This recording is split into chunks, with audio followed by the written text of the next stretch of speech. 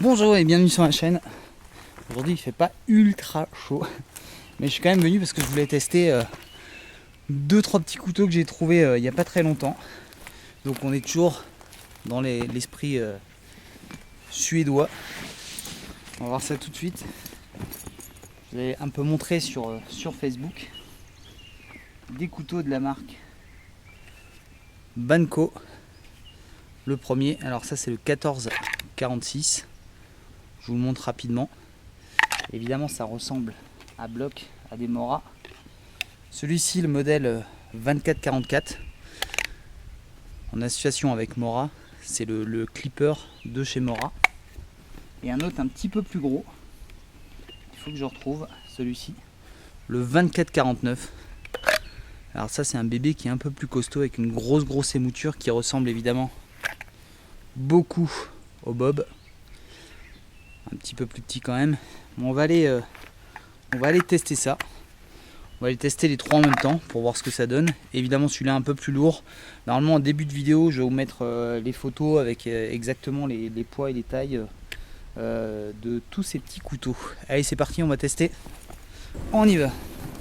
Alors je vais rapidement vous montrer ces deux petits couteaux. Le premier modèle, le 1446. Donc on va faire rapidement le tour, qui va ressembler évidemment beaucoup à celui-ci, le 2444. La grosse différence, celui-ci fabriqué en Chine, celui-ci fabriqué en Suède. Alors pour les aciers, j'en ai aucune idée, c'est deux aciers inoxydables.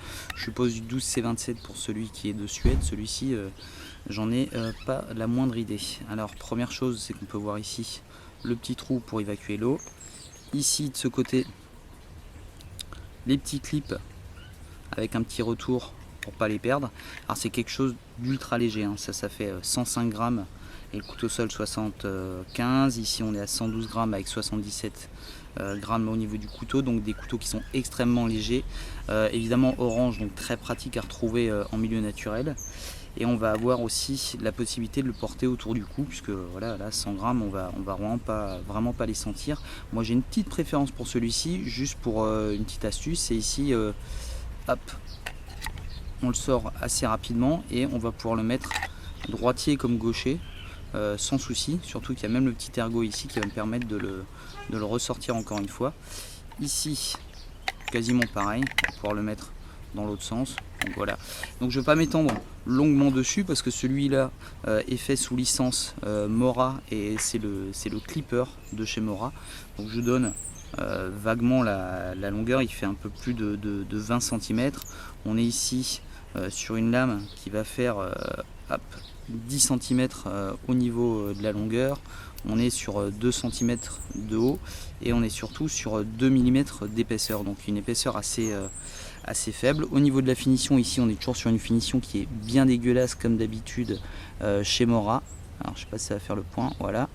Ici par contre on est sur une finition qui est beaucoup plus sympa. La grosse différence, comme vous pouvez le voir ici, on est sur un acier qui est mat mais quasiment miroir, et là on est plutôt sur une finition type acier brossé, extrêmement tranchant évidemment comme tous les Mora. Avec une émouture pareille, émouture scandinave, ça coupe de chez coupe. Alors pour la petite histoire, on est arrivé, on s'est coupé un petit bout de saucisson sur une nappe sans appuyer. J'ai à peine touché la nappe, je l'ai coupé 2-3 fois. C'est vraiment hyper redoutable, donc c'est vraiment à manipuler avec vraiment grande précaution. Donc on va essayer tout à l'heure de voir ce que ça donne au niveau du port à la ceinture. Donc évidemment, je vous fais un brief rapide parce que ça on va avoir des tests partout sur internet, vous allez en trouver partout. Juste pour vous dire que ce qui est intéressant évidemment, c'est qu'on est sur un acier inoxydable, donc pour tout ce qui est usage alimentaire c'est un peu plus sympa que d'avoir son acier carbone. Ça permet d'avoir un couteau qu'on va utiliser vraiment pour les tâches lourdes et celle-ci pour les tâches un peu plus délicates comme la découpe de fruits, de légumes, etc. alimentaires, et également le petit travail du bois, la sculpture, etc. Je vous avais dit effectivement qu'un acier inox était un peu moins mordant qu'un acier carbone, mais là avec ce type d'émouture, franchement il y a zéro souci, on voit réellement pas la différence. Au niveau des poignets, bah, vous avez vu, c'est quasiment la même chose. Là il y a un petit retour en plus ici. Honnêtement c'est les mêmes largeurs de poignée. On va peut-être avoir un peu plus de grip ici sur cette partie qui est un peu plus molle, mais encore voilà, pour le genre d'utilisation ça suffit largement. Je vous dis, un peu plus de grip ici que celui-ci. Moi je préfère celui-là par rapport au look de la poignée et à la couleur, mais alors voilà, maintenant c'est vraiment un détail. Celui-là on peut aussi le mettre à l'envers si on est pressé, ou si on est véritablement gaucher, qu'on veut absolument celui-là, bah, ça va tenir plutôt pas mal. Donc la rétention elle se fait assez bien pour tous les modèles, celui-ci également. Donc je sais pas si on va le voir à l'intérieur, il y a deux petites rainures qui vont venir se bloquer ici et là. Donc pour l'instant ça tient bien. Alors évidemment il est neuf, là, ça bouge absolument pas. Pour l'instant il est neuf, donc je sais pas si d'aventure ça va un peu prendre du jeu. Au niveau de la coupe alimentaire, alors c'est pas la meilleure émouture, on est d'accord, mais ça permet de faire des trucs assez fins, puisqu'on est sur 2 mm, ça pose pas de soucis. J'ai fait une petite erreur avec celui-ci, c'est-à-dire que je suis allé faire un petit bâtonnage.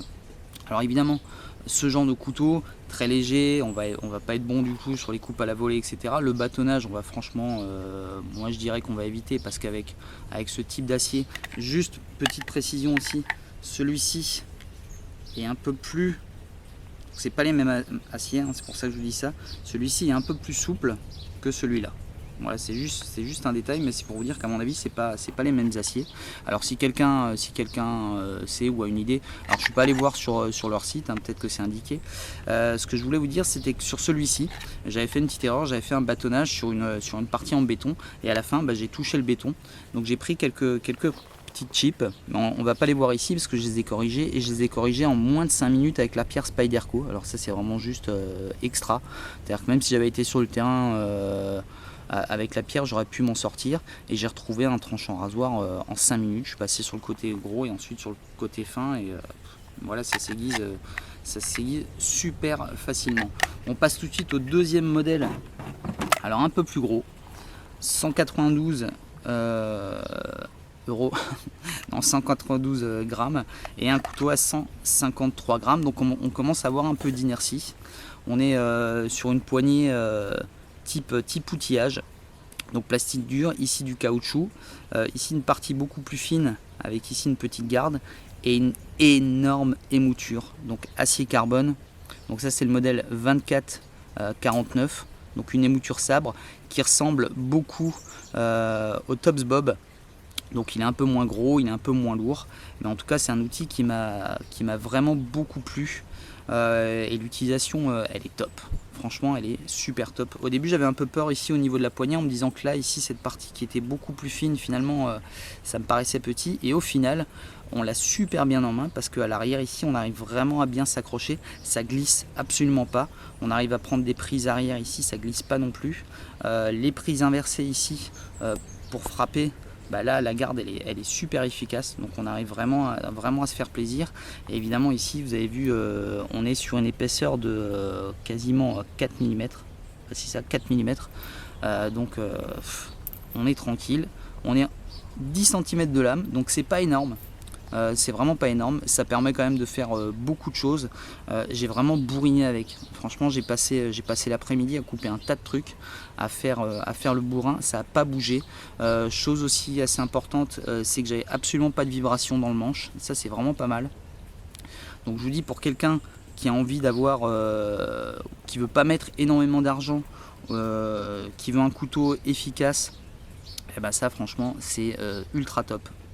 Alors j'ai trouvé, vous allez voir la photo sur internet, la soie qui doit arriver à peu près à ce niveau là. Donc elle est moulée dans le manche, ça n'a pas bougé, on sent qu'il n'y a pas de jeu, on sent qu'on a vraiment un outil vraiment compact en main, qui est vraiment ultra costaud. Donc j'ai pas vraiment peur pour ça, ça sera toujours moins efficace, moins solide en tout cas qu'un plat de semelle complet, ça c'est sûr et certain. Mais voilà, ça tient largement bien. J'ai mis des coups un peu dessus ici, ça n'a pas bougé. Là j'ai pris des petits jetons, mais voilà, c'est rien du tout. L'émouture elle a pas bougé un poil, et pourtant j'y suis allé franchement comme un bourrin. Donc acier carbone évidemment, on va être comme vous le voyez ici, alors qu'il a qu'une journée, bah voilà, va falloir faire attention, va falloir le nettoyer assez rapidement. Encore que là, c'est le petit test que j'ai fait tout à l'heure. Voilà, l'huiler avant de le ranger, ce genre de choses. Ce qui était pas mal, mine de rien, au niveau de la poignée, vous verrez, j'ai fait la vidéo dans la forêt, c'est qu'on arrive facilement à extraire le couteau et l'avoir directement en main, puisque le manche sort de manière assez importante. Donc on l'a vraiment directement en main.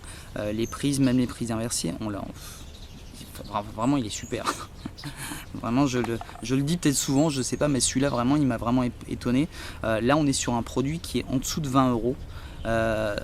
Donc comme je vous le disais, à moins de 50 €, vous pouvez vous faire un petit kit avec une petite scie pliante type Fiskars, ça pour les gros travaux, et un couteau comme ça pour les couteaux plus fins. Vous êtes à moins de 50 €, et là franchement vous pouvez commencer à vraiment vous amuser et vraiment avoir du matos plus que correct et plus qu'efficace. Donc je vous laisse avec les différentes petites vidéos que j'ai fait sur le terrain. Donc en guise de conclusion, vraiment celui-là il m'a vraiment étonné par rapport au rapport qualité-prix. Ça n'a pas le look d'un vrai couteau, c'est-à-dire que ça ressemble plus à un outil évidemment. On n'est pas sur un beau manche en bois, un bel étui en Kydex, etc. Mais en tout cas tout ça, ça fait le boulot. Si c'est juste une question de look, on s'en fout, ça marche plutôt bien. Et je dis, je vous conseille vraiment ce genre d'outils, d'autant que c'est pas cher. On va pas hésiter à les utiliser. Si on les perd, on s'en fout. Si on les casse, on s'en fout. Et vraiment, c'est ultra efficace. Alors tous ces modèles ont effectivement le point commun qui sont ultra visibles. Évidemment orange et tout quand on est en extérieur, c'est hyper pratique à retrouver. Encore une fois, c'est des produits qui sont vraiment peu chers, mais vous allez voir qu'ils sont terriblement efficaces. Alors les grosses différences, je vais juste vous les donner, c'est au niveau de la fabrication. Ça, celui-là est fabriqué en Chine, celui-ci en Suède et le plus costaud à Taïwan. Donc on va voir un petit peu, je ne vais pas en faire énormément, mais une émouture scandinave qui marche ultra bien, parce que tout à l'heure on s'est coupé du saucisson et j'ai réussi à flinguer la nappe. Bien joué. Donc là on est sur du petit ébranchage ultra simple. Alors évidemment pour la coupe à la volée très léger, donc c'est pas, on va céder de la massue. Et vous allez voir que c'est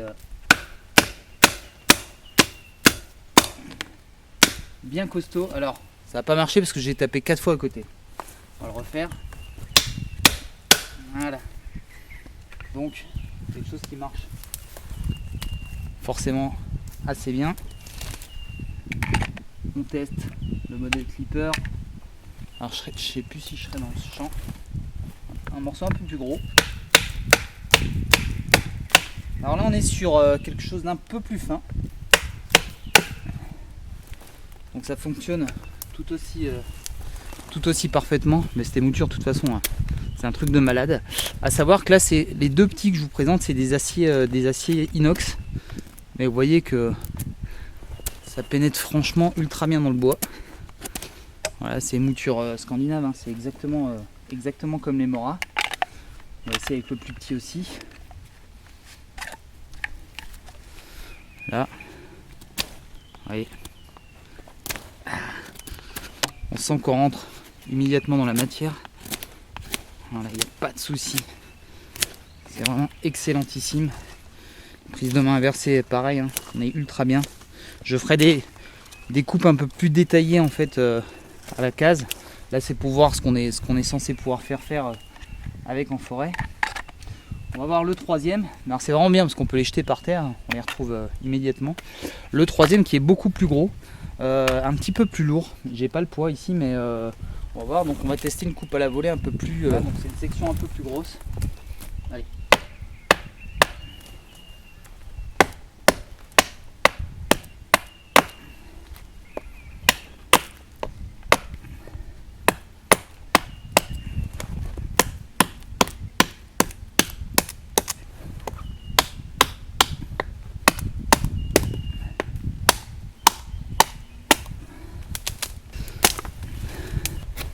Là pareil, ça rentre hyper facile. Et lui par contre il est super costaud. Donc là on n'a vraiment pas peur de de faire le bourrin avec. Alors je ne vais pas le faire jusqu'au bout, mais au moins pour vous montrer un petit peu la pénétration de ce genre de couteau. Là on est sur un gros morceau. On imagine que j'ai pas pris ma hache. Ça rentre facile.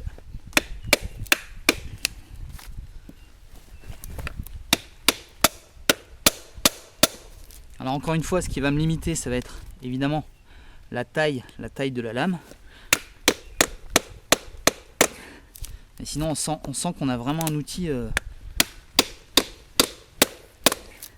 plus que costaud. Parce que là vraiment, je tire dessus comme un bourrin.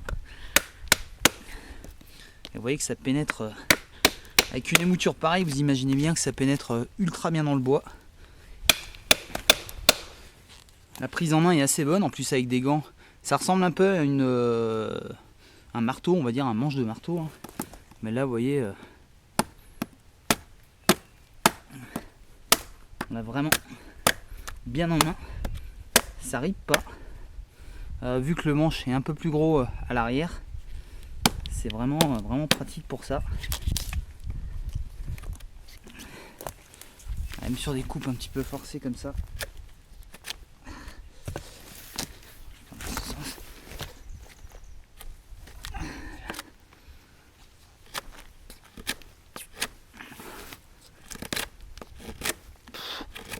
On sent que ça rentre dans la matière, mais immédiatement. Toujours en mode gros travaux.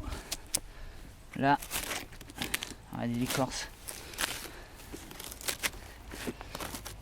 On est d'accord, c'est un bois qui est abîmé.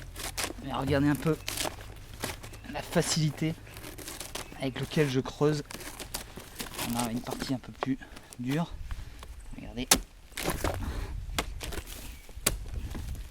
Pas besoin vraiment de le ménager. Voilà. Là, je fais vraiment le bourrin avec.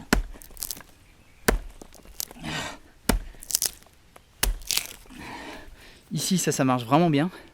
Ça me permet vraiment de caler ma main, de ne pas glisser dessus et de l'enfoncer vraiment jusqu'au bout. Ah, ça bouge pas, hein. Ça bouge pas. Allez.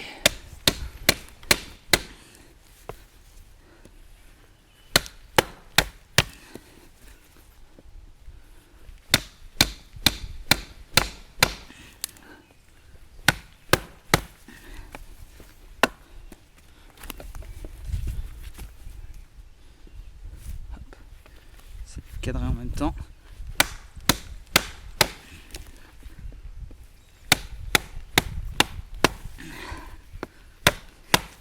Alors ce qui est aussi marrant, c'est qu'il n'y a pas de vibration. Il y a vraiment très peu de vibration dans le couteau. Je sais pas si c'est le fait que le manche soit en gomme. Hop, je me recentre un peu, pardon. Vraiment, on sent qu'il n'y a rien qui bouge. Voilà. Alors là, on est surtout sur des produits qui ne sont pas ultra chers. Celui-là, vous le connaissez. Et celui-là, il me sert, mais tout le temps, même pour bricoler. Et évidemment, je vais 4 fois plus vite qu'en essayant de faire un bâtonnage à plat. Donc vraiment, je vous le conseille, parce que pour le prix de certains autres couteaux, vous pouvez avoir ça et ça. Et franchement, c'est pas cher. Allez.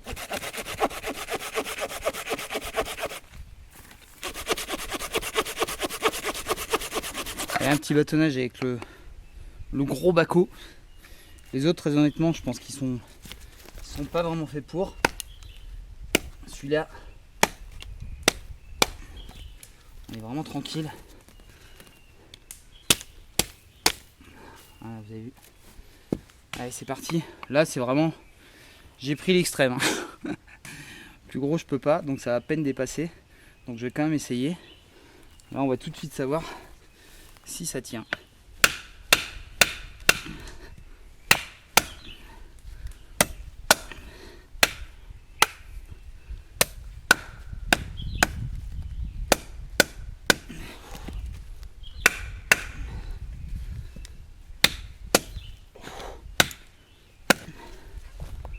montre à chaque fois un peu. Là forcément une fois que l'émouture est passée, il n'y a plus qu'à pousser.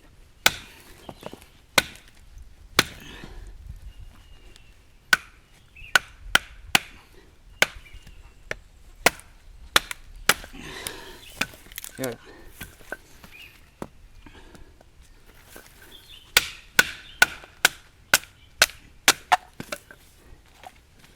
Donc sans problème, même un gros morceau, ça n'a pas bougé. L'émouture, elle est toujours impeccable. C'est un petit moment que j'utilise, là ça n'a pas bougé du tout. Ouais. Ça accroche encore, c'est plus rasoir. Enfin un peu mais plus autant qu'avant évidemment. Mais ça coupe toujours autant. Allez.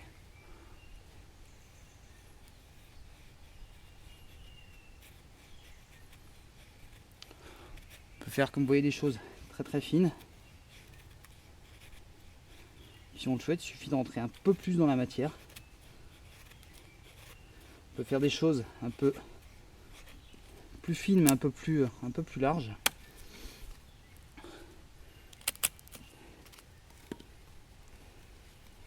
Donc ça marche vraiment impeccablement bien. On arrive à vraiment travailler finement. Ça va être pareil après, hein, évidemment pour tout ce qui est petite découpe. Ici on a un manche, enfin une lame, une hauteur de lame qui est vraiment très haute. Ça permet vraiment de venir ici travailler de cette manière le bois. Si on veut réaliser des encoches, si on fait un peu de gravure. Attends, je vais essayer de me graver un truc d'ailleurs avec. Après pour le détail ce sera un peu gros peut-être. Mais sinon voilà. Là, je dis je suis vraiment... je suis pas étonné quand je l'ai vu, quand je l'ai eu en main. Voilà, c'est de l'acier carbone, c'est une grosse émouture, il n'y a pas de raison. Maintenant le manche est quand même bien ergonomique je trouve. Même pour ce genre de choses. Encore une fois ici, l'axe du tranchant est quasiment dans l'axe de la main. Donc on a vraiment la plus grande des facilités. Ici par contre on n'a pas spécialement de courbure. Ici on est sur du plat. Pardon, ici on est sur du plat et ensuite on a le belly qui commence ici. Mais voilà. Très honnêtement ça marche impeccablement bien comme vous pouvez le voir. Hein, bien imaginez, hop. Faites ça quelques minutes. Alors ici, l'avantage d'avoir une grosse lame également, je vais dézoomer parce qu'à mon avis vous ne voyez plus grand chose. L'avantage d'avoir une lame qui soit assez épaisse, bah évidemment c'est de pouvoir également poser le pouce dessus quand on travaille un petit peu comme ça. Et c'est vrai qu'avec une grosse épaisseur, bah, ça fait pas mal au pouce. Donc ça c'est assez intéressant. Mais voilà, même en travaillant comme ça là, je vous dis sur les corsages et tout, on l'a quand même bien en main. Et cette partie qui me paraissait plus fine, bah, finalement c'est pas mal du tout parce que au contraire, comme c'est très large là, ça avait été dans l'autre sens, bah, j'aurais pas eu la même puissance, la même prise en main.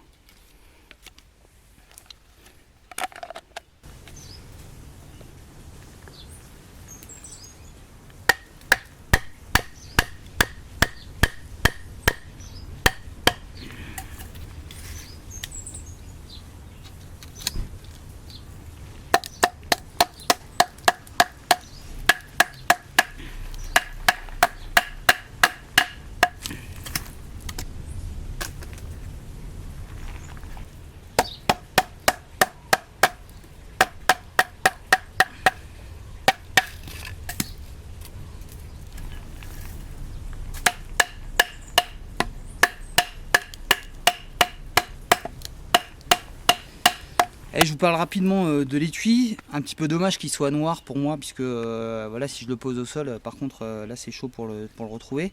La rétention se fait grâce à des petites rainures qui sont au bout. On va pas les voir. Mais en tout cas voilà, ça tient très bien. On pourrait même le mettre à l'envers, ça marche aussi, surtout que des deux côtés ici, on a cette possibilité de venir ici pousser avec son pouce pour venir retirer le couteau. Ici c'est un système de clip.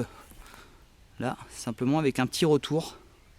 Donc je vais le tester tout de suite à la ceinture. Ici une autre partie pour le mettre soit sur je sais pas, un bouton éventuellement, enfin je vois pas l'intérêt, mais sinon parfois il y avait, comme sur les moras, il y avait une autre pièce ici qui me permettait d'en mettre un sur l'autre si jamais j'avais besoin de plusieurs couteaux. Je sais que celui-ci il existe aussi plat à l'avant comme un ciseau à bois, donc ça peut être intéressant aussi quand on est en extérieur. Donc là on va voir tout de suite ce que ça donne. On va voir ça. Voilà, on clipse facilement la ceinture. Voilà, je vais essayer sans les gants pour vous montrer. Donc c'est plutôt pas mal. Parce qu'on arrive facilement à le ressortir. Bah ouais, je trouve que l'extraction elle est vraiment pas mal. Surtout que comme j'ai pas mal de manches qui dépassent, je me retrouve à pouvoir l'attraper ici vraiment avec 3 doigts on va dire. Même retrouver directement avec voilà, le couteau prêt à l'emploi. J'en avais parlé. Et pareil pour la réintégration. J'ai pas besoin de me demander où c'est. Je le laisse tomber dedans et j'ai juste à appuyer. Donc ça vraiment c'est un point qui est super positif pour moi. Surtout qu'il ne dépasse pas du tout de la ceinture. Là j'ai quand même un petit peu de marge. Donc dans un véhicule peut-être ça bloquerait un petit peu. Mais voilà au niveau de la marche ça pose pas de problème. Et encore une fois comme je vous disais, voilà. Ça pour moi c'est important. J'ai parfois les mains occupées, j'ai besoin de dégainer mon couteau et de l'avoir directement en main. Et là c'est le cas. Bon voilà sans souci. Hein. Vu la gueule de ma nappe tout à l'heure avec le truc, je m'attendais pas à autre chose. Donc là ça permet vraiment de travailler de manière ultra fine.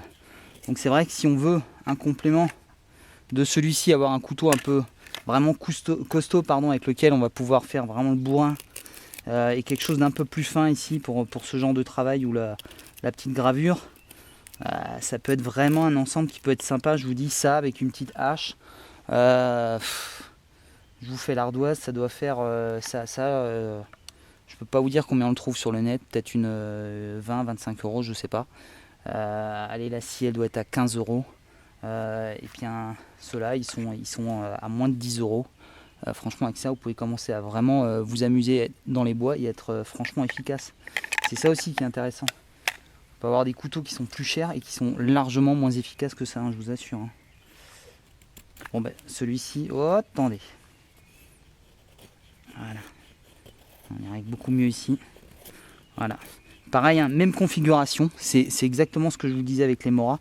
Le tranchant il arrive jusqu'au bout, donc ok c'est pas le top pour l'aiguisage, mais bon, mais ça me permet d'aller choper tout de suite la matière au plus près et d'être là le plus efficace possible et d'être directement avec une émouture qui pénètre le bois et j'arrive vraiment à faire des choses voilà, ultra fines. Si je veux travailler vraiment tout en finesse ici, vous voyez, si je veux glisser uniquement sur le bois, pardon, pas sur le doigt justement, éviter. Voilà, c'est juste du plaisir hein, parce que ça marche vraiment super. Moi je suis vraiment fan de ce genre d'émouture, hein, je vous dis. Enfin, vous avez dû le comprendre à force. Hein. Un étui également, droitier comme gaucher sur celui-ci, ça c'est pas mal du tout. Avec ici les petits clips qui me permettent de pousser, soit de la main gauche, de la main droite, mais avec le pouce pour venir faciliter l'extraction du couteau. Là, cette fameuse pièce qui, je pense, voilà, si vous en avez un deuxième, le deuxième peut venir se clipser. Ici, le même système de clip, on essaiera ça à la case. Ici, pareil, hein, avec également ici, je ne vous l'ai pas montré sur celui-ci, un petit trou si jamais vous prenez la flotte. Je vous dis, je suis vraiment étonné de la... Enfin, pas étonné oui et non, mais bon, rapport qualité-prix, mais surtout celui-ci, qui reste vraiment du costaud. Les personnes à qui je l'ai montré sur Facebook l'ont tout de suite compris. Alors voilà, il commence à être dégueulasse, c'est normal, c'est du carbone. Donc ça veut dire que quand je vais rentrer, là je vais l'essuyer avant de le mettre dans le sac. Je vais rentrer à la case, je vais le nettoyer avec une pâte à polir pour essayer de le garder au plus propre et je vais ensuite le huiler. Donc voilà. Allez, commencer à ranger mon matos, parce que ça va être l'heure.